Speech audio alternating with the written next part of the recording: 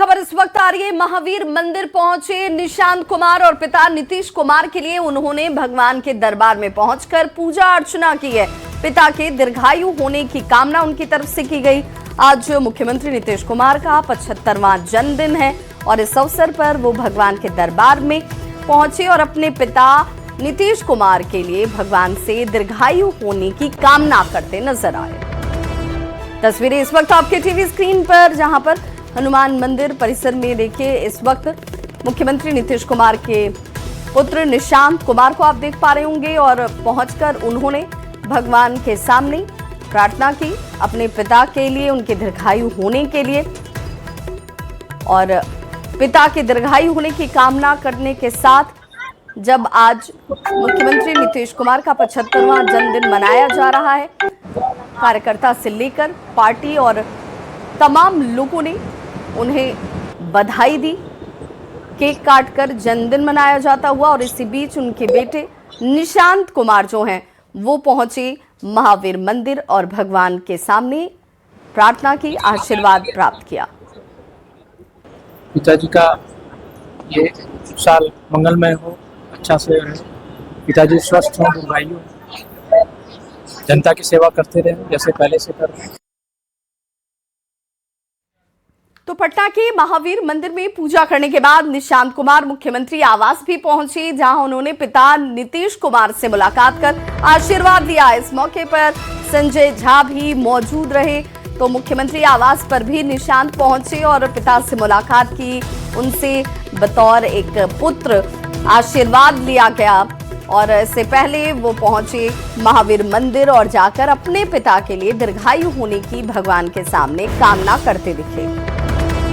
और संवाददाता आनंद अमृतराज हमारे साथ इस वक्त जुड़ गए ज्यादा जानकारी के साथ। आनंद, ये दो पीढ़ियां, लेकिन पिता भले मुख्यमंत्री हो लेकिन प्रेम बेटे का वही है। सरल भाव से भगवान के दरबार में भी पहुंचे और पिता से आशीर्वाद भी लिया। लेकिन इसी तौर पर नीतीश कुमार का जन्मदिन है और लगातार उन्हें बधाई का तांता मिल रहा है। प्रधानमंत्री ने भी सुबह सुबह में, गृह मंत्री हो, रक्षा मंत्री हो, कई केंद्रीय मंत्रियों ने उन्हें जन्मदिन की बधाई दी। बिहार के गवर्नर ने दी और बिहार के भी कई तमाम पार्टी के नेताओं ने बधाई दी। लेकिन उनके पुत्र का जिस तरीके से इसके पहले भी हम लोगों ने चित्र देखा है, जब उन पिता और पुत्र में दिवाली के मौके पे एक वीडियो सामने आया था जब वो पैर छूकर अपने पिता का आशीर्वाद देते दिखे थे और नीतीश कुमार उन्हें गले लगाते दिखे थे। आज भी जब नीतीश कुमार का जन्मदिन था तो वो पटना के हनुमान मंदिर पहुंचे और एक आम लोगों जैसा मंदिर में लाइन में लगकर उन्होंने भगवान के दर्शन किया, प्रसाद लिया और वो प्रसाद लेकर अपने पिता के पास पहुंचे और उन्होंने अपने पिता को प्रसाद भी खिलाया और उनका पैर छूकर आशीर्वाद भी लिया। लेकिन इंटरेस्टिंग यह है कि इस मौके पर संजय झा जो जेडीयू के राष्ट्रीय कार्यकारी अध्यक्ष थे वो भी मौजूद थे और सबसे पहले उससे कुछ लगभग 1 घंटा पहले संजय झा से जब हमारी बातचीत हो रही थी तो उन्होंने कहा कि निशांत को अब सक्रिय राजनीति में आ जाना चाहिए। वो लगातार एक्टिव है और पूरी पार्टी चाहती है कि निशांत कुमार जल्द से जल्द राजनीति में आ जाए।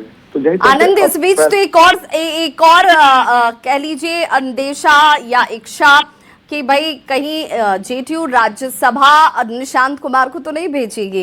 क्या संजय झा के कहने के पीछे का तात्पर्य अर्थ ये तो नहीं है? देखिए, आज सुबह से ये सियासी गलियारे में इस बात की चर्चा हो रही है कि क्या निशांत राज्यसभा जाएंगे, लेकिन अब तक इस पर मुहर नहीं लगी और जाहिर तौर पे जिस पर फैसला जेडीयू के जो बड़े नेता हैं और नीतीश कुमार है उनको लेना है, लेकिन अब तक इस पे तस्वीर साफ नहीं हुई है। लेकिन एक बात जो बार बार चल कर आ रही है, विवाह हम लोगों ने भी देखा है कि नीतीश कुमार सक्रिय राजनीति में रहते, निशांत को राजनीति में लाएंगे, ये थोड़ी संशय होती है। लेकिन जिस तरीके से संजय झा का बयान है उसका ही अर्थ भी बढ़ जाते हैं, तो जाहिर तौर पे सियासी हलचल उसी के बाद तेज हो गई कि क्या निशांत को लेकर जेडीयू कोई बड़ा फैसला करने वाला, नीतीश कुमार कोई बड़ा फैसला करने वाले हैं। क्योंकि आपको याद होगा कि इसके पहले भी जेडीयू के बड़े नेता ने नीतीश कुमार के सामने निशांत को राजनीति में आने के लिए उनसे आग्रह किया था। तो जाहिर तौर और अब जब संजय झा और इस वक्त में जब राज्यसभा के चुनाव होने उस वक्त उनके इस बयान को क्या इस लिहाज से भी देखा और समझा जाए, ये सबके जहन में। बहुत बहुत शुक्रिया आनंद अमृतराज इस तमाम जानकारी के लिए। तो संजय झा की तरफ से बड़ा बयान आता है निशांत कुमार पर, उनका ये बयान जिसकी लगातार चर्चा चल रही है। निशांत को राजनीति में आ जाना चाहिए, निशांत जल्द राजनीति में कदम रखें, जेडीयू के हर कार्यकर्ता की यही इच्छा है। जरूरत पड़ी तो संजय झा ने कहा कि मुख्यमंत्री से भी वो बात जरूर करेंगे। नीतीश कुमार के बेटे हैं निशांत कुमार और अब उन्हें सक्रिय राजनीति में आ जाना चाहिए, ये खुद कह रहे हैं संजय झा। तेज हो गई। आपने एक बार कहा था कि जेडीयू की दूसरी पीढ़ी तैयार हो गई है। नहीं, मैंने पहले भी कहा था, पार्टी के जो हमारे सारे साथी हैं, पार्टी के जो नेता है, पार्टी का जो रैंक एंड फाइल है, उसमें ये बात बिल्कुल है कि निशांत जी को पार्टी में आकर के काम करना चाहिए। ये सबकी भावना है, हम सबकी भावना है कि निशांत जी को आके पार्टी में काम करना चाहिए। सब लोग चाहते हैं कि उनको आना चाहिए और हम लोग इंतजार में हैं कि जल्दी आवे। बिल्कुल। मतलब सर, मतलब आपकी भी राय है कि आ जाए और पार्टी के लोगों की भी? बिल्कुल बिल्कुल, हम सब की राय है कि आकर आग्रह करेंगे सर नीतीश जी से? नहीं, मैंने कहा ना कि हम सब की राय है कि हम लोग आया, बिल्कुल करेंगे, क्यों नहीं करेंगे। तो एक बड़ी बात कह दी है संजय झा ने कि उनकी पूरी कोशिश है और इच्छा है, और पार्टी के कई लोगों की इच्छा है कि निशांत राजनीति में जल्द से जल्द आए। जाहिर तौर पर देखना दिलचस्प होगा कि निशांत आखिरकार सक्रिय राजनीति में कब कदम रखते हैं। कैमरामैन दीपक के साथ आनंद मित्राज, न्यूज 18 नेटवर्क, पटना। और चलिए अब नजर डालते हैं देश दुनिया की खबरों पर।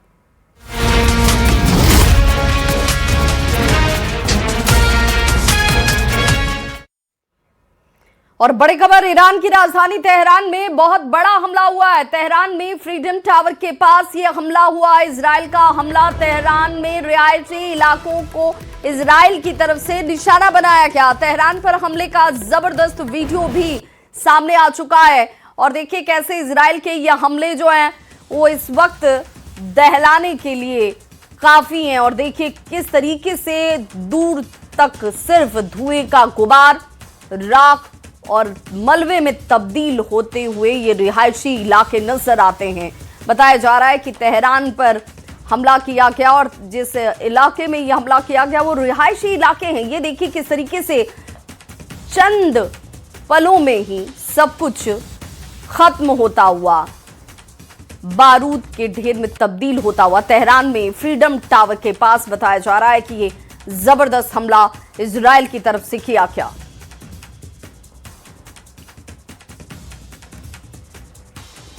तो ईरान और इजराइल के साथ अगर देखें तो इस वक्त अमेरिका के बीच चल रहे घमासान में ईरान के supreme leader Ayatollah Ali Khamenei की मौत के बाद खबरें ये आ रही हैं कि उनकी जगह पर फिलहाल अयातुल्ला राफी इस पद को संभालने जा रहे हैं। ईरान के अंतरिम नेतृत्व परिषद में फकीह यानी कि धर्मविद सदस्य के रूप में उन्हें शामिल किया गया है और उन्होंने अस्थायी रूप से सर्वोच्च नेता की जिम्मेदारियां भी संभाल ली हैं।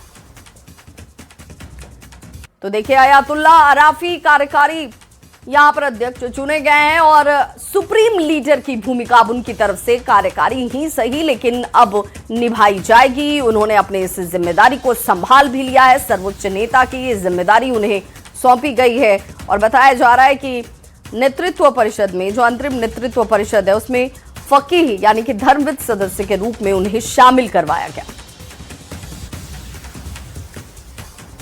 तो इजराइल और अमेरिका के हमले में ईरान के सुप्रीम लीडर अयातुल्ला खामनेई की मौत हो चुकी है। ईरान कैबिनेट ने खामनेई की मौत पर 40 दिन के राष्ट्रीय शोक का ऐलान किया है। खामनेई की बेटी, दामाद और पोती की भी मौत की खबर है। खामनेई की मौत के बाद तेहरान की सड़कों पर मातम पसरा है। सुप्रीम लीडर की याद में अब मस्जिदों में लोग रो रहे हैं।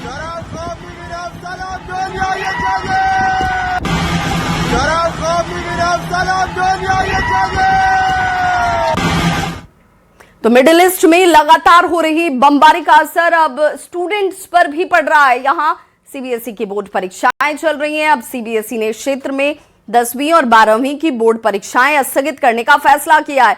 सीबीएसई ने एक सोशल मीडिया पोस्ट में मिडिल ईस्ट पर बड़ा अपडेट दिया। सीबीएसई ने 2 मार्च को होने वाली परीक्षाओं को स्थगित कर दिया है। ये बड़ी खबर इस वक्त सामने आती हुई जिसमें बताया जा रहा है कि मिडिल ईस्ट में जिस तरीके से हालात बने हुए हैं, इस बीच सीबीएसई की बोर्ड परीक्षा जो चल रही है, सीबीएसई ने क्षेत्र में 10वीं और 12वीं की बोर्ड परीक्षाएं स्थगित करने का फैसला लिया है। कराची में अमेरिकी दूतावास पर भीड़ का हमला देखने को मिला, जहां पर प्रदर्शनकारियों ने यूएस दूतावास पर हमला कर दिया। अमेरिका के हमलों का विरोध कर रहे हैं प्रदर्शनकारी। भीड़ ने यूएस दूतावास में आग तक लगा दी। यूएस दूतावास की खिड़कियों के शीशे तोड़ दिए गए। प्रदर्शनकारियों पर फायरिंग में 10 लोगों की जान भी गई है। और इस बीच आपको बताते चलें कि जिस तरीके से लगातार हमलों के बाद अब नाराजगी जो है वो खुलकर सामने आती हुई, प्रदर्शनकारियों ने अपनी नाराजगी को देखिए किस तरीके से जाहिर किया। यूएस दूतावास पर हमला कर दिया गया। विरोध करते हुए ये प्रदर्शनकारी देखिए किस तरीके से यहां खिड़कियों को, शीशों को तोड़ते नजर आए। बाद में इसी दूतावास को आग के हवाले तक कर दिया जाता है।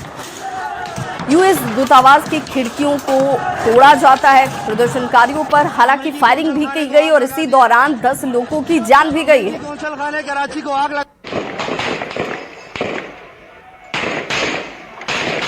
खामनेई की मौत पर पुतिन का बयान सामने आया, जिसमें पुतिन ने खामनेई की मौत को निराशाजनक हत्या बताया है। अंतर्राष्ट्रीय कानून का उल्लंघन किया गया। पुतिन ने साफ किया कि ऐसी हरकत स्वीकार नहीं की जाएगी।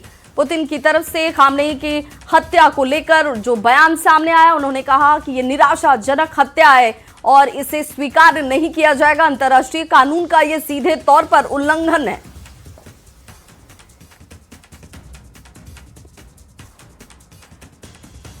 तो अमेरिका और इजराइल के हमले में ईरान के सुप्रीम लीडर आयतुल्लाह खामनेई की मौत के खिलाफ रांची में भी विरोध प्रदर्शन किया गया। शहर के करबला चौक से शुरू होकर प्रदर्शन कई प्रमुख इलाकों में पहुंचा और जाफरिया मस्जिद में सभा में तब्दील हो गया। लोगों ने अमेरिका इजराइल के खिलाफ जमकर नारेबाजी की और खामनेई को शहीद बताया। शख्स की शहादत है जो एक किसी मजहब का लीडर नहीं था, इंसानियत और मजलूमों की आवाज बनकर के आया था। आयतुल्लाह खामनेई के जाने से मिल्लत इस्लामिया यतीम हो गई। आयतुल्लाह खामनेई कि सिर्फ एक कसूर माना जाए, जो अमेरिका इसराइल नहीं चाहता था कि मजलूमों की आवाज बने। उन्होंने गाजा फिलिस्तीन मजलूमों की आवाज बन करके उठे और उसी बुनियाद पर इतनी दुश्मनी बढ़ी कि आपने देखा कि आज उनकी शहादत हो गई। और अब बात लॉ एंड ऑर्डर की।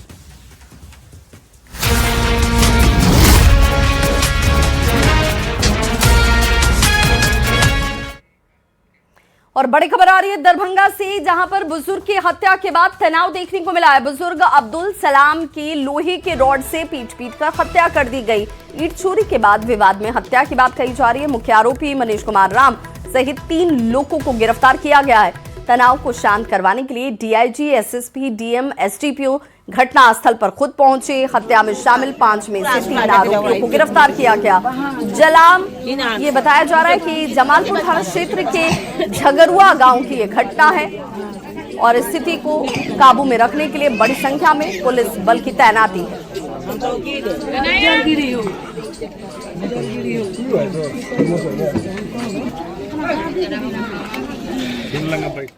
और अब खेल जगत से जुड़ी खबरें।